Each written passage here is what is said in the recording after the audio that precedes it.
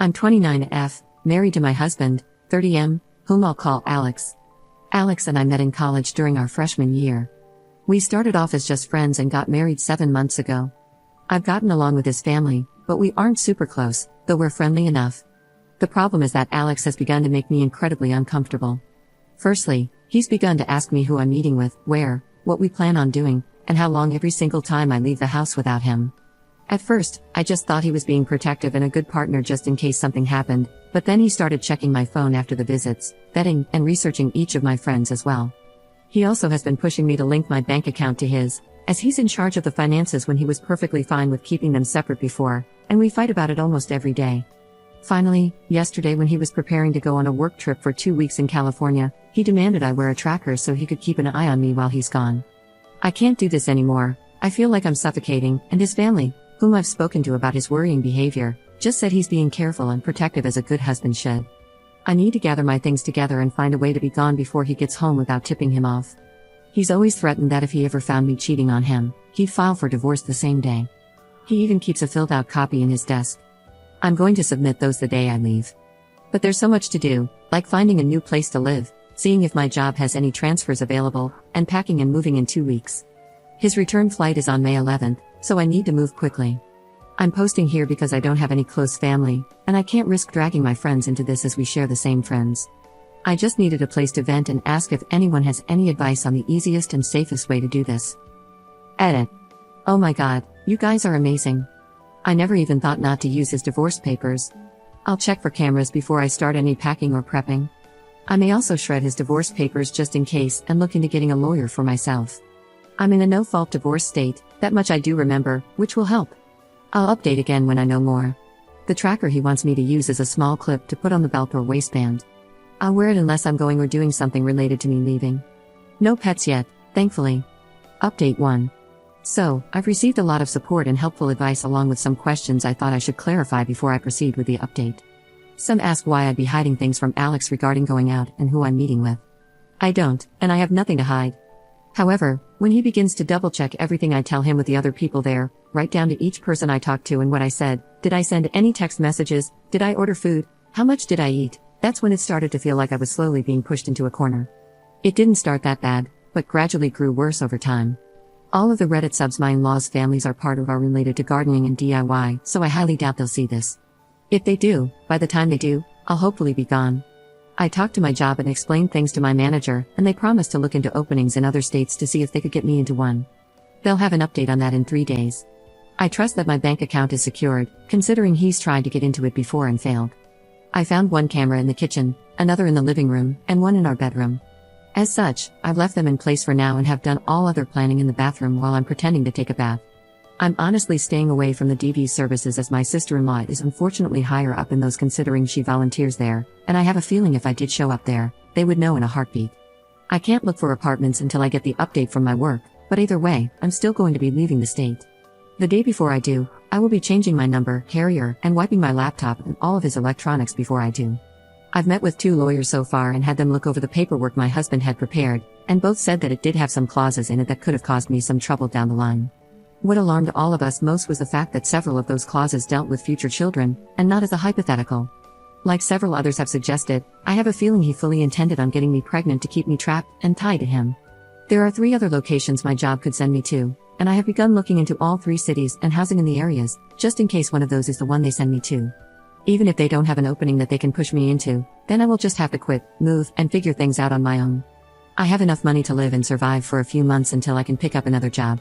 Unfortunately, all of our friends are mutuals and would likely be unaware of the consequences of saying or sharing anything I do or say with my husband.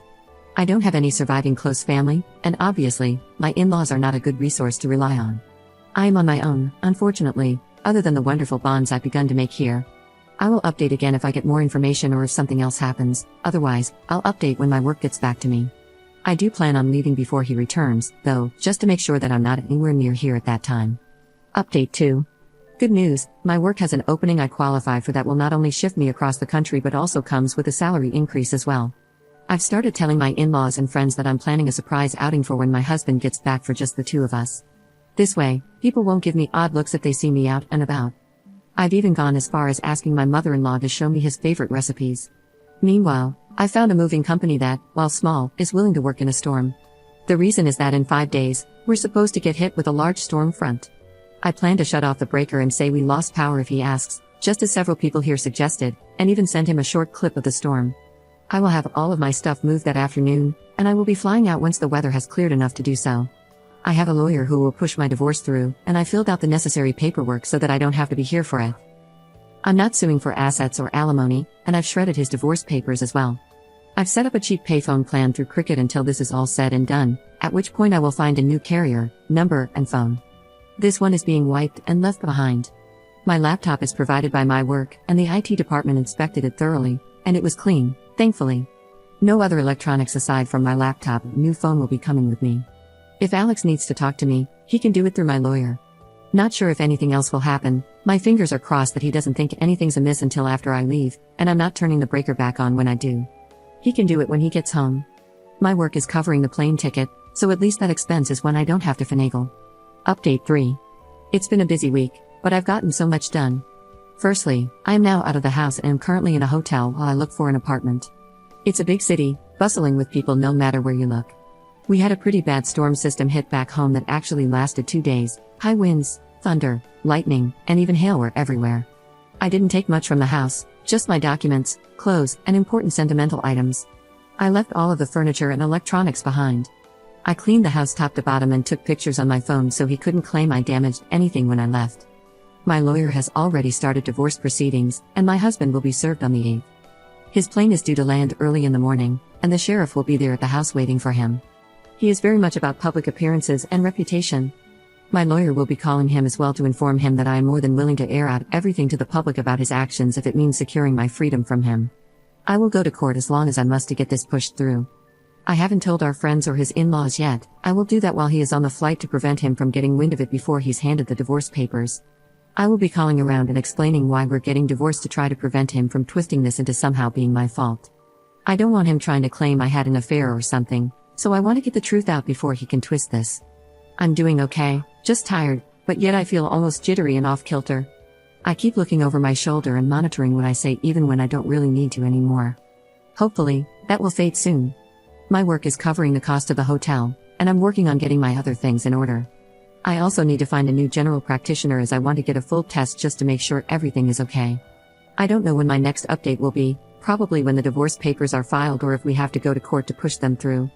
I will try to keep my head up, but it feels like I'm in a whirlwind or something with so many things to do and think about.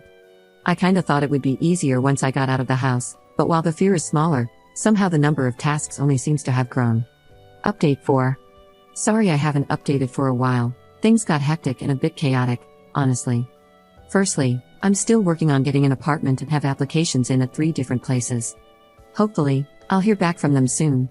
I'm still going into work here at the new location, so I don't have to worry about burning through my emergency savings completely. I've gotten a lot of emails from Alex, his family, and our old friend group asking question after question. I have only sent one return email to Alex, explaining that I don't believe we are truly compatible, and it is best we separate now. That his treatment of me, when I'd done nothing to deserve such, was just as much of a deal breaker as cheating was for him. I ended the email with the statement that I would not be contacting him further and anything else he needed to pass on to me or vice versa would be done through my lawyer. For his family and friends, I just typed up one email outlining everything that had happened and why I left. I told them I wished them no ill will but that such treatment of his wife and partner was not acceptable. That should Alex get remarried in the future, I wish they would help support both partners and not just Alex. Alex, from what my lawyer told me, was livid when he was served. The sheriff actually ended up booking him for assault on an officer and menacing due to the threats he was shouting.